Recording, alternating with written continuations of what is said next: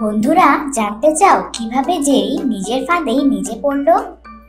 তবে চলো শুনে আসি এই মজার গল্পটি।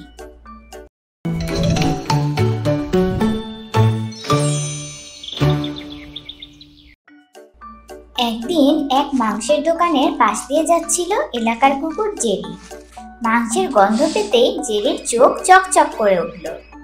লোভ সামলাতে না পেরে সে চুপি চুপি দোকান থেকে একটি বড় মাংসের টুকরা মুখে নিয়ে ছুট দিল। কিছু দূর গিয়ে সে হাঁটা ধীর করল। ভাবলো নদীর ওপারের জঙ্গলে গিয়ে শান্তিতে মাংস খাবে। সে নদীর উপর দিয়ে সাঁকো পার হচ্ছিল।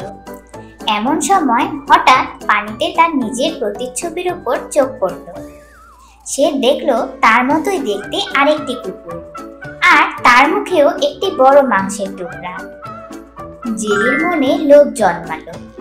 সে ভাবলো, যদি ওই কুকুরটার মাংসটাও আমি নিতে পারি তবে আমি একসাথে দুইটা মাংসের টুকরা পাবো। সে প্রথমে চোখ বড় বড় করে তাকে ভয় দেখানোর চেষ্টা করলো, কিন্তু সেই কুকুরটিও একইভাবে তাকিয়ে রইল। এতে জেরি আরো রেগে যেয়ে পানিতে থাকা কুকুরটির মুখের মাংস ছিনিয়ে নিতে চাইল। যেই না সে তার মাংস ছিনিয়ে নেওয়ার জন্য মুখ খুলল, অমনি তার নিজের মুখের মাংসের টুকরাটি ছুটে গিয়ে পানিতে পড়ে গেল। এখন কি হবে? লোভের বশে জেরির নিজের যা ছিল তাও সে হারিয়ে ফেলল। নিজের বোকামি আর ভুল বুঝতে পেরে সে মন খারাপ করে চুপচাপ ফিরে গেল। তাহলে কি বুঝলে বন্ধুরা? বেশি লোভ না করে তোমার কাছে যা আছে তা নিয়ে খুশি থাকা উচিত।